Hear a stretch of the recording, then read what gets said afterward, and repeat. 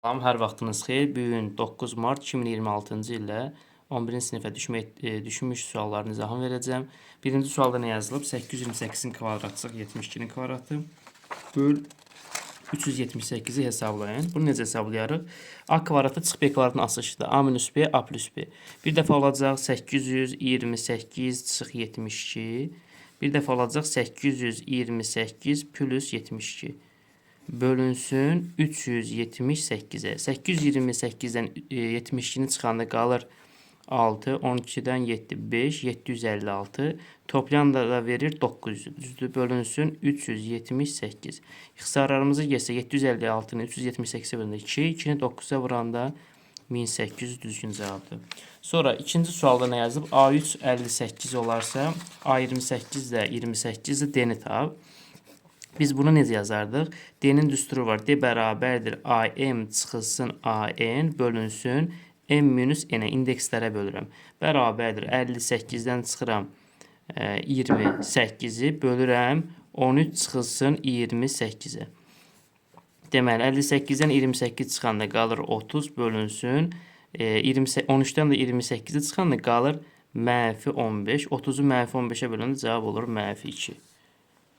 Sonra üçüncü sualda nə yazılıb? Kosinus 38 üstə gəl kosinus 18-i hesablayın. Necə hesablayarıq? Kosinus alfa üstə gəl kosinus beta-nın asışı bu cürdür. 2 kosinus alfa plus beta bölü 2 vurulsun kosinus alfa minus beta bölünsün 2.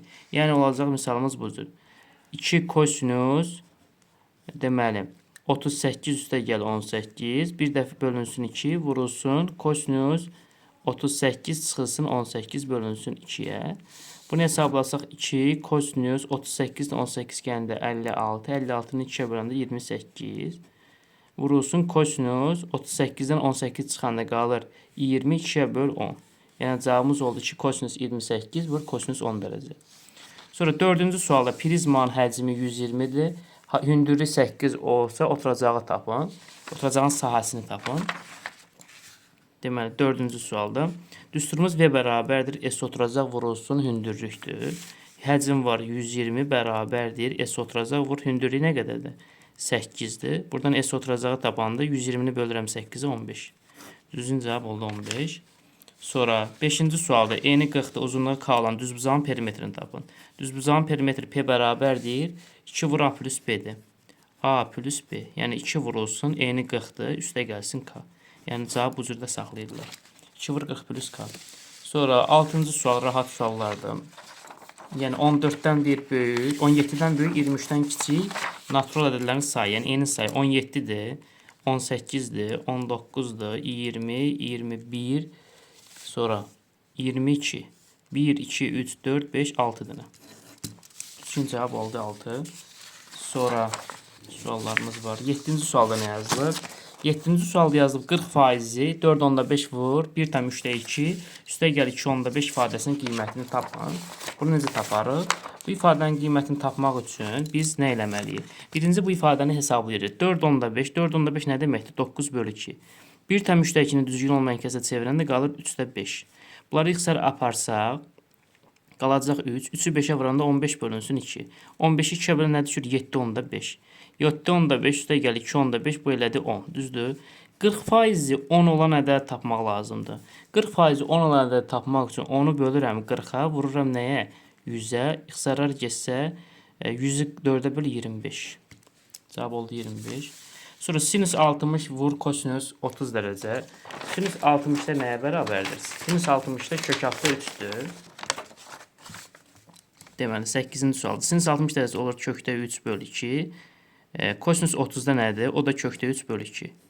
Yəni olacaq kökdə 3'dən kökdə 3 çıxanda. Yəni bunlar sinüs 60'da kökdə 3 bölü 2'dir. Kosinüs 30'da kökdə 3 bölü 2'dir. Cavab olacaq 0. Sonra 9-cu sual bizim kitabımızda da var bu sualdan. 2 üstü kökdə 2 üstü kökdə 2 nə deməkdir? Dünən izah eləmişəm bu sual tipindən. Kökdə 2'ni kökdə 2'yə vuranda eləyir kökdə 4 kök çıxır 2. Yəni 2 üstü 2 cavab oldu 4. Sonra 10-cu sualda mənfi 2x kiçikdir 8'də ən kiçik qiymətini tapın. Yəni burada hər tərəfi mənfi 2'yə böləndə mənfi 2'ni mənfi 2'yə böləndə qalır x böyükdür. 8'i mənfi 2'yə böləndə mənfi 4. Ən kiçik qiyməti ilə mənfi 4'dür. Çünki 4 ora daxil idi. 11-ci sualdır. Loqaritm 81 əsasdan 8 bir loqaritm 9 əsasdan 32-ni tapın. Bunu necə taparıq? Loqaritm 81 əsasdan 8. Bunu biz tərsəsinə çevirə bilərik. Vurulsun loqaritm deməli 32 əsasdan yaza bilərik 9. Düzdür, bərabərdir. 81-i yazıram, olacaq loqaritm. 81-i yazıram 3 üstü 4. 8 yazıram 2 üstü 3. Vurulsun loqaritm. 32-ni yazıram 2 üstü 5. 9 yazıram 3 üstü 2. Bərabərdir. Burada 3-ü bölürəm 4-ə. Olur 4-də 3. Loqaritm 3 əsasdan 2 vurulsun. 2-ni bölürəm 5-ə. Bunu elə əvvələ keçirdə bilərəm. 2-də 5. Vurulsun loqaritm 2 əsasdan 3. Loqaritm A əsasdan B-ni, loqaritm B əsasdan vuranda eləyir 1. Yəni sənin cavabın bu cürdür. 5-də 2 vurulsun 4-də 3-ə. Vuranda eləyir 6 bölünsün 20. İxtisarları aparsaq 3 bölünsün 10 və yaxud da ki 0,3. Cavab 0,3. Sonra 12-ci sualda konusun doğranı 10 kökdə 3 bərabər 10 kökdə 3-ə bərabər olub oturacağı müstəvi ilə 30 dərəcə buzaq əmələ gətirir. Konusun oturacağını radiusunu tapın. Biz konus çəksək bir dənə 12-də nə görsənir? Deməli, konus çəksək, konus şəklini çəkirik. Və konus deyir müstəvi ilə oturacaq müstəvi ilə 30 dərəcə buzaq əmələ gətirdi. Bunu yazdıq bura. Doğuran 10 kökdə 3-dür.